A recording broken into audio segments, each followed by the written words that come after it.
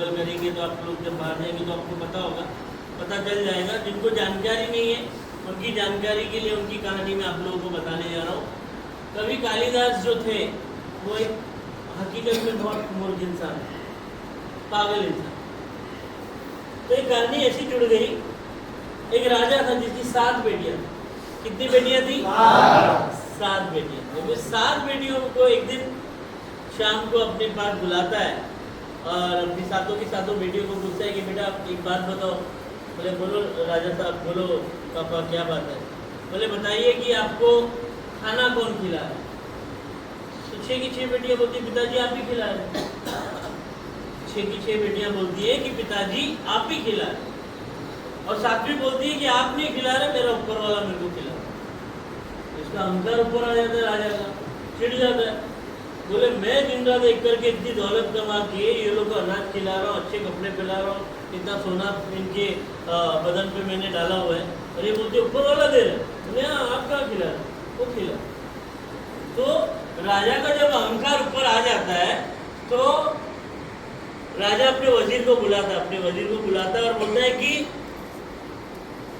अब एक काम कर, मैं तुम लोगों को एक ड्यूटी देता हूँ। बोलता हूँ ऐसा लड़का इसके लिए लेके आना कि वो एक मूर्ख हो, उसने जिंदगी में कभी रुपया कमाया नहीं हो, उसको जीना कैसा है वो जानना नहीं होना चाहिए, उसको जीवन में अच्छा क्या है बुरा क्या है उसकी कुछ समझ ही नहीं होनी चाहिए। ऐसा एक शख्स इस मेरी बेटी के लिए लेके आओ, मैं उसका विवाह इसके साथ करूंगा, तब इसको पता चलेगा कि हकीकत में जीवन खाना कौन खिला रहा है और जीवन कौन चला।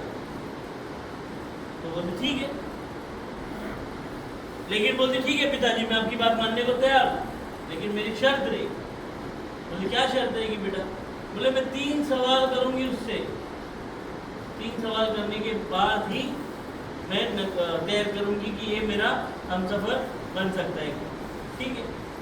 अब ये राजा ने उनको संकट में डाल दिया, उनके जो स्टाफ है, उनके जो वजीर है, उनके जो सिपाही है। मूर्ख इंसान है ना, एक ऐसा मूर्ख इंसान, पागल इंसान जिसको जीने का तरीका नहीं हो और जिंदगी में कभी उसने रुपया नहीं कमाया, ये कहाँ से ढूंढे? तो सुबह शाम लगे रहते हैं, ढूंढते रहते हैं, कुछ नहीं मिलता। एक दिन ऐसे ही वो लोग शाम को जब घर जा रहे रहते हैं, सूरज ढलने लगता है, तो एक आदमी उनको दिखता है जो पेड़ की ढाल के ऊपर बैठा है, पेड़ की ढाल के ऊपर बैठा है और वही ढाल काट रहा है जिसके ऊपर वो बैठा है। जब वो देखते हैं बोले यार ये अपना हिसाब किताब का है, बोले इसको समझ ही नहीं आ रहा है कि ये जो ढाल काट रहा है, तो ढाल कटने के बाद ये भी गिरने वाला है, क्योंकि ये उसी में बैठा है। तो ये मूर्खता है, ये बेवकूफी है ना। तो अक्लमंद आदमी तो ऐसा करेगा नहीं। अब वो नीचे से उसको वजीर पूछे, है भाई, बोला बोल क्या हो? बोले ये बता तू जो काट रहा है वो तो ठीक है, लेकिन ये बता पूरा दिन तू करता क्या, खाना कैसे खाता है, घर कैसे चलाता है? बोले खाना क्या खाना है, घूमते फिर के हत्ते पत्ते खा लेता हूँ, जो मिले, नहीं मिले तो भूखा सो जाता हूँ। बोले भाई मिल गया, ये लोग खुश हो गए ना, मिल गया ना। मूर्ख भी है और कमाता भी कुछ नहीं, दोनों चीजें है कि नहीं?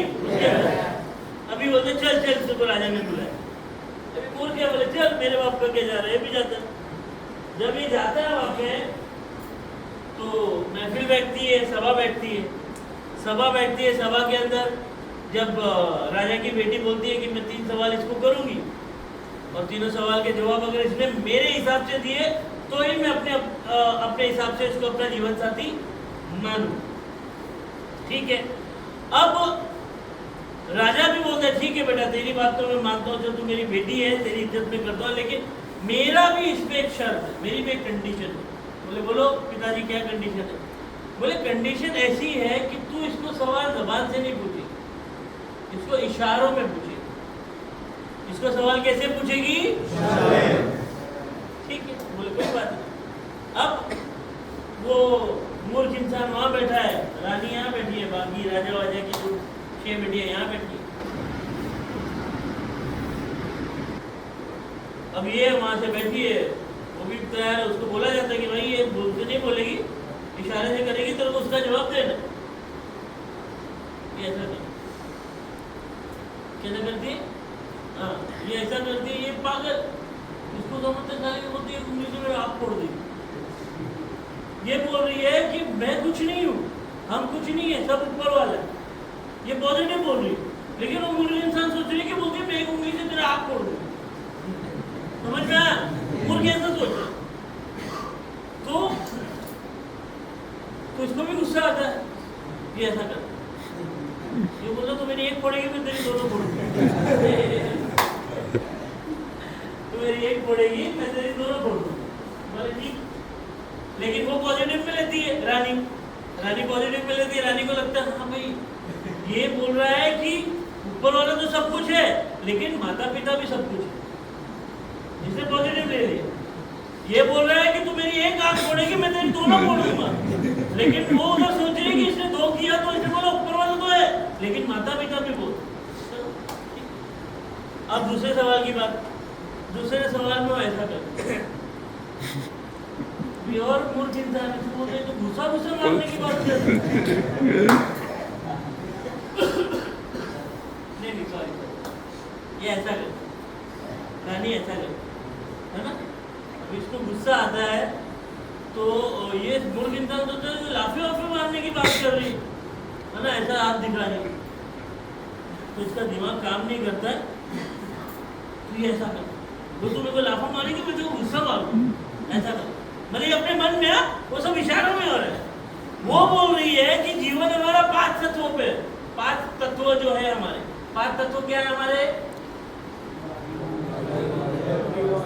जल, आग, पानी, जल, वायु और धरती। तो ये बोल रही है कि हमारा जो जीवन चल रहा है वो 5 तत्वों पे चल रहा है ना। और ये उधर से सोच रहा है कि मेरे को लाफा मारने की बात कर रही। तो ये इगोइस्टिक इंसान ऊपर से मूर्ख, ये बोले तू मेरे को लाफा मारेगी मैं तेरे को गुस्सा मारूं। और जब इसने मुट्ठी बंद करके ऐसा किया तो ये सोच रही है कि वो बोल रहा है कि हाँ है लेकिन हमारे वश में, हम चाहे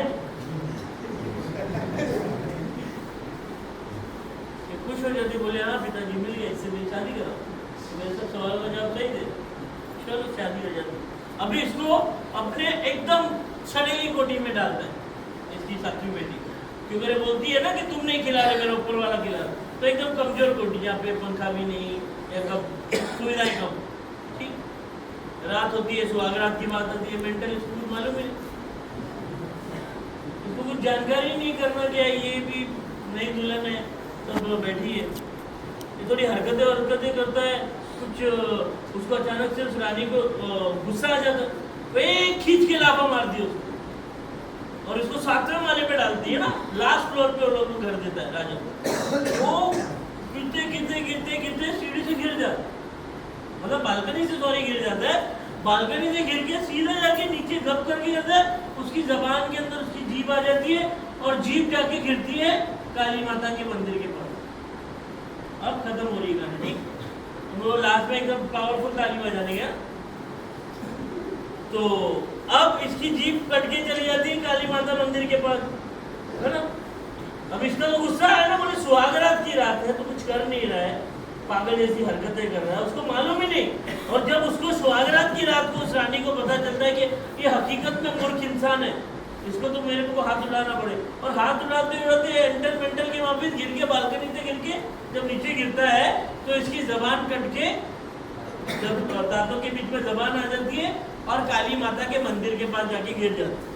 अभी काली माता हो जाती है प्रसन्न, काली माता प्रसन्न हो जाती है, बोलती है अरे यार क्या एक इंसान ने मेरे को जबान दिया, वाह वाह वाह, क्या काली माता बहुत प्रसन्न हो जाती है। अब जब काली माता प्रसन्न हो जाती है तो वो इंसान को ऐसा थोड़ा प्रकट हो जाती है ना, उस समय जब प्रसन्न होने के बाद प्रकट होती है, तो प्रकट होने के बाद वो पूछती है उस मूर्ख इंसान को, कवि कालिदास, कि भैया तुमने अपनी जबान काट के मेरे को दी है, बोल तेरी इच्छा क्या। अभी जबान तो कट गई, बोल तो पाएगा नहीं, है ना।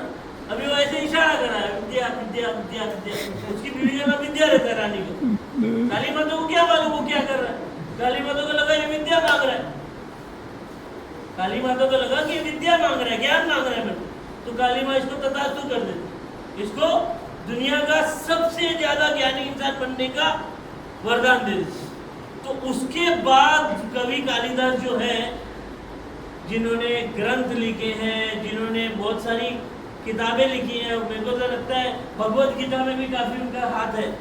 तो जब काली माता उसको वरदान दे देती है कि जिंदगी का सबसे बड़ा विद्वान इंसान रहेगा, और हकीकत में वो विद्वान इंसान बन गया और उसने बहुत सारे ग्रंथ लिखे, तो कहानी का एक्चुअली तोड़ क्या है पता है क्या? कहानी शुरू हुई वो बेटी के बोलने से कि मैं को ऊपर वाला खिलाता है, फिर वो ढाल के ऊपर जहाँ वो मूर्ख इंसान बना था, वो मूर्ख इंसान बनने के बाद उसकी शादी उस राजा की लड़की के साथ होती है, फिर भी वो मूर्ख रहता है, फिर लास्ट में जब वो मरता है तो दुनिया का सबसे बड़ा ज्ञानी इंसान बन के मरता है।